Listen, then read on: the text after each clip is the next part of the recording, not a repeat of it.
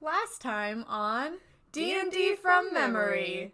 There was actually an adventuring party at the Adventurers Guild that happened to be going northward. Kismet successfully fights and defeats and clears out the cave. I don't know what kind of skulls they are, but they sure are skulls. Varying types. All kinds of flavors of skulls. And Kismet isn't there. The party is nowhere to be seen. We were just there. Where could we have gone? When we get back outside, We're missing one. Elena's not there. It corresponds exactly to the stone in the old Tully house. She doesn't know why, but a connection's been made.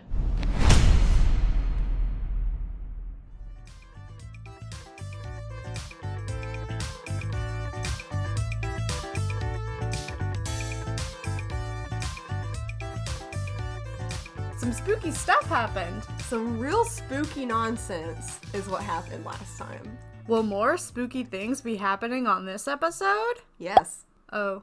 And the next one? Ah. And the one after that? That's right. Yeah, at least one friendly commenter has noticed that Kismet's journey is a spooky one. Through no fault of our own? Mm-hmm. She's giving me a look. I would argue that had a certain DM not placed tantalizing secrets and mysteries, we would not be in this mess. It's true. We stumbled into the mess. The mess was already there. It's Daniel who left his little story Legos all over the floor. We just happened to step on them. And now they're all stuck in our feet, and we can't do anything about it. We're so deep in these story Legos. I think we've excelled, honestly. We haven't even gotten into the real scary, nasty stuff yet. But we're still at the beginning. Still at the very, very beginning. So, where are we then? Correa just had a bad dream. It's the next morning, and everyone's woken up. Good dreams or no dreams or bad dreams. And we decide we need to keep investigating. Yeah, because after our experience in the house yesterday, what we really need to do is go back there again and poke around more. That's what we've decided. We decided this easily as a team. Definitely A mutual decision between Definitely all didn't of us. have some arguments. We definitely didn't argue about this a lot. But in the end, we do go back to the house. So when we get back to the house, what's up? What do we see? Paint me a picture. Well, it's a lot older than when we left it. Yeah, when we got there the first time, it didn't look new. I mean, like, this isn't new construction. Yeah. And it definitely looked like one old man had been living there by himself and not really keeping it up. But it wasn't, like, dilapidated. Now it really is. And it's looking very old. Yeah, decades older. Significantly fallen apart. So we go in to this deteriorating house, go back down to the basement. And we open the door, and things were not as we left them. Yeah, some stuff is shifted around. The box with the stone in it is sitting in the middle of the floor, and then all the broken and fragmented rocks and crystals and trinkets are lined up in a circle around the box. Yeah, not great. So I guess that's what we heard moving behind the door. Yeah. Before we left. Correa takes the box, and the house shakes a little bit, and then she's back in that water place that she was in her dream. Oh, dip. And she hears voices. Oh, man. Again. Bring, take. And she sees an image of the chamber. What do you desire? They ask. And she sees images of potential rewards she could get for bringing this stone back to the chamber. There's riches and love and infamy. The whelps, they weep, they sing no more. And then, in a deep, loud voice, she hears, bring! But not only Correa hears it, the rest of the party hears this one as well. Yeah, this is the first creepy rock whisper that the entire party has been able to hear. It sends a shiver down all of our spines. Mm-hmm.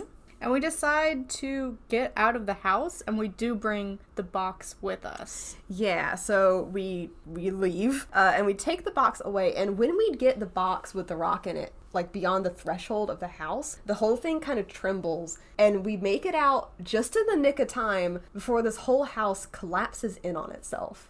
It's all gone. It is gone. It's a pile of rubble. Yeah, it's like you had left a house there for a couple of centuries and just not touched it. So that's gone now. No going back to that basement. But we have the stone. At least we have the stone. Everyone is so happy that we now have this stone with us. Everyone's so happy that Correa is trying to take it back to the chamber. Listen, she's not trying that yet. But she does know, she has just some knowledge in her mind that if our goal is to get rid of the stone, taking it to the chamber will get rid of it. That is just a fact that she knows. She doesn't know how she knows that. She just knows that. Yeah. And so she kind of wants to do that. The rest of the party doesn't have this, like, intrinsic knowledge about what'll happen if we bring the rock to the chamber. And none of us are super jiving with the idea, especially not Mela. So Mela and Correa have a bit of a tiff. Bit of an argument. It is cleric versus Ranger Woods girl holding this rock. But in the end, Correa is able to convince us. We end up compromising. We don't go into the cave. Yeah. We go up the hill to above the cave just to kind of see what the reaction of this stone would be once we get closer to the chamber, and if anything bad happens, just trying to check it out. So if you remember the chamber, there was a hole in the ceiling of it that let in a little bit of sunlight. So we can go on top of the hill where the cave is and find, like, this hole that leads into the chamber. Yeah. Above the chamber, there's this big broken boulder, and then in the middle of that is what looks like the hole down to the circular chamber. And as we get closer to this spot, Correa is monitoring the stone, and it's kind of starting to get like a purple swirly look to the faces of it, but not much else happens. So she still has a stone in the box at this point? Yeah, but she's probably... like, opened it up looking at it. Yeah. So not a whole lot else happens. We kind of just inspect the hill and nothing happens. Yeah, so we go back down. And we're kind of satisfied that, like, nothing huge is going on, and, like, there wasn't, like, a catastrophic event when we got close. So we decide to go back to Aegwin. Boop, boop, boop, boop. That's us going back to Aegwin. You think. Hey, Correa. She's not here. Get back. No. You can't see her. Dang it. She's gone. So Correa went back to the cave by herself. While everyone was distracted, Correa snuck back into the cave to go put this stone in the chamber. The party is not thrilled about Correa's reckless behavior, but Correa knows that she needs to do this, and if she wants the rock, yeah, there's a lot of compelling at this point. Little insight, Correa's not good at wisdom saves. This will come up time and time again. Correa is very bad at saving against that. Against wisdom. Correa's wisdom is average. Oh, it's average. Just my rolls? Her wisdom my rolls? wisdom rolls? Bad. Horrible. Every single time. So a lot of this is Correa being compelled to have these thoughts and to be a little bit influenced. So let's not hype all the blame on Correa. No. From, like, a story standpoint, what the party is seeing is Correa doing this, but we know as players that Correa was making a wisdom check every single time she did anything. Pretty much. And failing them. Although, I will admit, sneaking into the cave to give this rock back... That was you. That was all me, baby. That was all you. That is very in-character Correa. Also, she knows what she's got to do. She thinks she has to do something, and she does it. Yeah, she's got ambitions. So Correa is running through this cave and gets to the chamber. The party is pretty close on her heels. She wasn't able to get too much of a lead at this point. But she makes it to the chamber, and everything freezes. Ooh. Even she freezes. Like, time stops. Yeah, the time stuff coming back into play. Then as the party is approaching her form, we also see the corpse from inside the chamber start to rise. And it looks like old Tully really wants that stone. Yeah, he does not seem pleased about the happenings. So we end up in a battle. Yeah, roll initiative. Kismet v. Corpse. And some rats. Oh, so very many rats. Turns out the corpse has some rat minions or something. Yeah, he has, like, some rat control powers, ratamancy. I don't know what happens. And it seems like while he's battling us, it seems like he's trying to resurrect something. Or should I say... Ratsurrect? Yeah. That's not us. Daniel said that word. Daniel gave him a special power called Ratsurrection, so that's cool. That's really great. It was a cool and fun battle that definitely wasn't terrifying and disgusting. For us, level 1. Were we level 2? Maybe. Maybe we had gone to level 2 at this point. I don't know. I don't know how much XP those bullywugs gave us. Yeah, like 10. I don't know. So yeah, we might still be level 1 at this point. Yeah. We're fighting Tully and the corpse, and everyone's kind of pitching in at this point. The time magic kind of undoes. Yeah. Interestingly, the stone gives a black smoke or a black mist comes off it. Yeah. And it's actually like assisting Correa when she battles. Yeah, it definitely seems like Correa has some sort of connection with it. I guess echoing what she felt after her dream. And it does help her out. Yeah, in fact, it even, like, talks a little bit. A little, yeah. It calls Tully's corpse, like, worthless, useless. So, we definitely think there's something happening. Something's up. We have no idea what it is yet.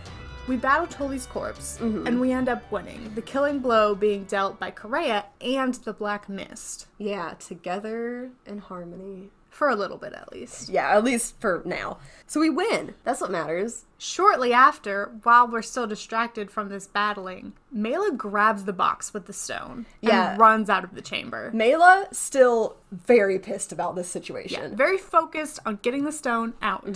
Mela knows that this is dangerous. It has done something dangerous. She's seen it. It's bad. She needs to get it away from her friends. Yeah, so she grabs it and runs out. Thala's not far behind her. And Correa sees this and is immediately filled with just rage. Yeah, that is unacceptable. She is just overtaken almost by just intense anger at this. Yeah. So she ends up chasing after them, and Shev is not far behind. And as Correa is chasing after Mela with the box and Thala who's following, the black mist reappears. It turns to dogs at Correa's heels running with her and helping her in this pursuit. Correa's chasing. She's so angry that Mela would take this stone away from where it's supposed to be. This is the only thing she can think about at this moment. And she knows she's right because these dogs are with her and it gives her a sense of unity and harmony, but she's still just so angry. Meanwhile, I think Thala's faster than Mela. Yeah, Thala has the highest movement speed in the party. Mela gives the box to Thala and Thala's like, and she runs off with it because she doesn't really know what she's doing either. So we're playing keep away from Correa kind of at this point. We're running out of the cave and we're getting close to the exit when the darkness kind of just starts to take over the entire cave. Like back from the chamber up to where they are. And Shev is kind of lost in the darkness because he's behind Correa. Oh, no. And it catches up to Correa and like, for just an instant, Correa, I don't know if she gets spooked or if just something happens, but she actually like snaps out of this rage that she's in. And instead of running in anger, she's kind of running to just get out of the cave at this point. We managed to get out of the cave just barely. And if you remember what happened with the house, the last time we ran out of somewhere with this stone, the cave collapses. We barely get out of it in time. All barely get out. And the cave doesn't just collapse. A shadow beast is in the mouth of the cave, almost. Yeah, there's a lot of darkness. A lot is going on. We're all a little stressed, a little frantic. But in the rubble of the cave, we see this shadow form into a type of a figure. Something sort of sentient. And it's huge. It's like as big as the cave Yeah. was.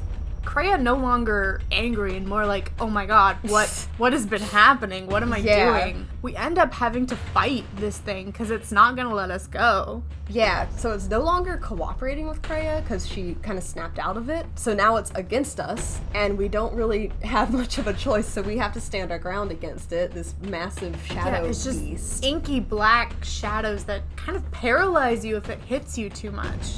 And during this battle, we figure out that radiant light can injure it a lot. Yeah, it's, it's because it's shadow, I guess, that makes sense, is weak to radiant damage. But even with that, Like, there's one of us who can deal that kind of damage. It's a big boy. Yeah, it's a big boy. Once again, we're way in over our heads. Way in. And it talks to us. Or it yells, or it whispers things. It imparts knowledge upon us. It talks about the master who sleeps. And it says something about the heart. And it says, the one that sleeps atop the hill, it will sing no more. And it's a lot of babble like that we don't really understand. But we're doing our best to combat this thing. It all kind of seems like a desperate... It's definitely very desperate at this point. We can't do much to it because Until... it's a shadow. Oh? Someone comes to help us. Oh, thank God. It's Dr. Jelly. Oh! Dr. Jelly runs up out of nowhere and starts combating the shadow beast, and he has definitely done this before. Yeah, he seems to have some very specific experience with things exactly like this. He ends up sealing it into like a skull or something. Yeah, I think it was into a skull. He ends up taking down the shadow beast, sealing it away, and he also takes the stone and does something similar to that and seals it. And with the skull that he sealed it in, he sends it down, down, down into the earth. Oh. Really, really deep. Yeah. And then we get a little bit of a scolding. Yeah, we get a little lecture. He's kind of like, y'all, what were you doing? What do you think you guys were doing? You were way in over your head. Yeah, why did you get into this mess? You're lucky I saw you all and knew something was up. And boy, we were lucky that he showed up. He ends up kind of taking stock of us. Yeah, he gives us a once-over and it's like, We've got some bad juju on us, apparently. We're covered in bad shadow goop. One of us especially, real gooped up. So he cleanses most of the party. But for Correa, he has to go a little deeper. Into her mind palace. Yeah, they actually go into her mind. Yeah. And...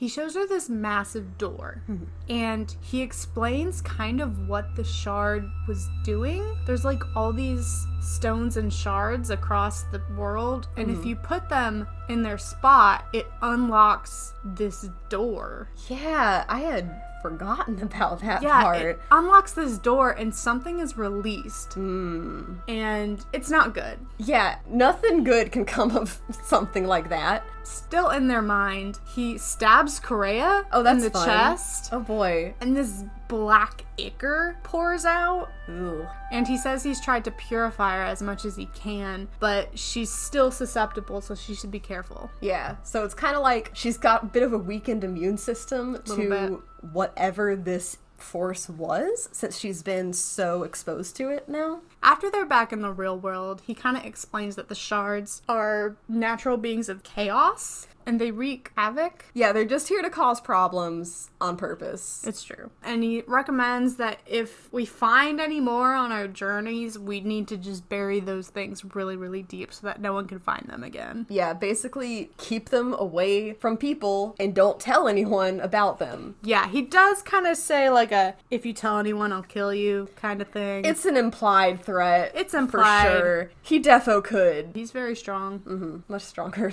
than us. Yeah, that was our fun meeting with Dr. Jelly after our fun fight with the corpse and the shadow beast. So we're definitely at least level 2 by this point. We gotta be level 2 at this point. Kismet has had a big morning. Yeah. This all big happened day. like one after another. But hey, guess what? What? We killed the bullywogs. Oh! Yeah, we did, huh? We can turn in that quest. We finished the Bullywog quest. Hey, the Adventurers Guild. Yeah, we can turn in that quest and join Helia's party to go to Arbor Hall. It feels like we did a lot for that reward. Yeah, that was extra bits, I guess. We did the extra credit. So we end up going back to the Adventurers Guild and turning in our reward. Yeah, like, hey, we killed those frogs, and they're like, cool, here's like, I don't know, 10 copper or whatever we got. Yeah. And here are your little Adventure Guild initiate necklaces. Yeah, we got little necklaces that are kind of like Yeah. totems or something. Something, yeah. We just have a little one because we're initiates. Yeah, so we have like little baby greenhorn necklaces. And we kind of go talk to Helia's party and be like, hey, when do you want to go? Yeah. And they're like, hey, do you know where Elena is? And we're like, oh, no. She's like, that's weird. Guess we'll go without her. Yeah, Helia's party isn't, like, a tight-knit group of friends. They're Nah. business associates. Yeah. So, like, they're a little worried, but I guess they just figure that she's, like, flaked on them. Kismet isn't quite satisfied with that answer, though, so we do a little something, our big level 2 selves, I guess. We cast Locate Object on Elena, I think, like, on her staff or something that we know she has, and she's way out of range of the spell, but we can tell kind of the direction that she's in, and the signal is so weak, we know that she's very far away, but somewhere in the northeast. So we can put that together. And we suspect she might be in Farthendur. Yeah, because we know that one of the members of the Tully household, Stephen, the son, had gone to Farthendur, and we think Elena might have followed after him to investigate the situation. We're not sure why she left so suddenly, Yeah. but that's what we suspect happened. Yeah, that's our only lead, and that's what we have to go on, so... So the party decides that at the very least we'll continue to just go to Arbor Hall, and then from Arbor Hall we'll decide whether we want to continue on to Arsinia or try and go to Farthendur and see what Elena's up to. Yeah. We don't really know. If we want to keep investigating this situation, or if we want to stay on our original plan, go to Arsinia, do our stuff that we need to do up there. So for this journey, Yeah. we need to rent some horses. Oh yeah, we need horsies. We rent a horse apiece. 1 horse each. And I'm pretty sure Malek also got us a discount here. Probably did. I'm pretty sure. Yeah. So we got 4 horses: Sally, Jemmy, Sky, and May. Love it. Good names for horses. I take good notes. You do. Thank you. These are very important notes. We head out. Yeah, we strike out with... Helia and Helia. Jacob and Mark. Yeah. We hit the road. And on our journey, which lasts a few days, It's like, yeah, it's like a... 4 or 5 day journey. Yeah, it's a bit of a hike up to Arbor Hall. Yeah. Even with the horses. So we learn a bit more about Helia and them. Yeah, we're not doing a whole lot. We have time to just talk to them. So, what do we learn about Helia? As we said before, she's a half Goliath. And part of this is that she has really, hard skin. Oh, yeah. Yeah. She's real tough. Real tough skinned. And we find out that Helia has been fighting since she was 4 years old and has been an Adventurers Guild member since she was 10. It tracks. That sounds like her, what we know about her. Fight, fight, fight. She Kill, loves kill, kill. to fight, to kill. We learn that Mark is an assassin, a rogue. Yeah, rogue assassin. His mom lives in Farthendur, and he has been a member of the Adventurers Guild for about 8 years now. Yeah, so they're both pretty accomplished adventurers. Jacob doesn't talk a whole lot. We don't get much out of him. He's a silent boy. But he's a great cook. We do learn that his parents live in Elion, Oh, yeah. on the outskirts of town, and they actually have a vinery. A vinery? A vineyard? A winery? Yes. A combination vineyard and winery? Yeah. Well, it's Talion Vinery is what it's called. That's fine. That's it's fine. fantasy. Uh-huh. And they have cauldron wine. And then on from Arbor Hall, they have a mission in Arbor Hall, which is why they're going. Oh, yeah. And then they're going to get rid of some dragons near Farthendur or something. A nest of little dragons. Oh, yeah. Weren't they going to Arbor Hall to, fight harpies? Yeah. So they're doing, big adventure stuff. And we're just little babies. Yeah. We're just going to Arbor Hall For fun. for fun. As a trip. So we learn a bit more about this party. Yeah. Over the days. And there's hunting and foraging when we stop for breaks. Yeah, we hunt, we gather, we sleep, we eat. We get attacked by bandits. Oh, yeah. Yeah, that happened. So we are beset upon by a team of bandits while we travel the roads. But boy, they sure messed with the wrong party. Oh boy, does Helia crush them. Helia just kind of really gets most of them. We all kind of pitch in, but oh boy, Helia sure goes for it. Helia has a great time smushing up these bandits. I remember Thala was very put off by the bandit smushing because she hasn't witnessed a murder before. I think we were all a little like, oh, Yeah, we were all a little, those are people. those are people. we're so put off that we do end up sparing the youngest two of the bandits. Yeah, there was a couple archers hidden. Yeah, they were like young teens. Yeah. And we find them and we're like, hey, guys, this isn't what you want to be doing with your lives. No, so we end up giving them like a little bit of gold, some rations, and we let them leave with one of their horses. Yeah. And Chev, before they leave, he says, hey, why not try doing some music? If you have so much turmoil in your life, this could help you out. We leave them with one horse and instructions to form a band. So hopefully they're doing that. I like to think that they are. So we end up letting them go, and then we get back on the road. And then it's not much longer until we start to see the trees get bigger. Yeah, so getting close to the city of Arbor Hall, it's not like Agwin, where there were kind of like farms and outskirt buildings around the city. It's just forest. It gets a lot denser. The trees get much bigger. Very big. Thala thinks they're about average-sized trees. Well, for an Ellesmeren. Yeah, they're nothing to her. Yeah, the trees get bigger, and as we approach Arbor Hall, we see the walls of the city, which are also trees. As the name might suggest, Arbor Hall is a very arboreal place. Even the road starts to turn into like tiled wood. Yeah, it's real pretty. So gazing up at the walls of this beautiful city, with sunlight shining down through the trees, Kismet is very thankful that we've left all of the spooky stuff behind us in Agwin. And full of hope, we walk through the city gates. What's gonna happen in Arbor Hall? You got any tidbits for me? Oh boy, do I have some tidbits. Oh, lay 'em on me. The Greek god Pan. Oh boy! Cinnamon? Some dreams. A librarian? A wine mom? A love interest? All this and more next time on D&D from Memory.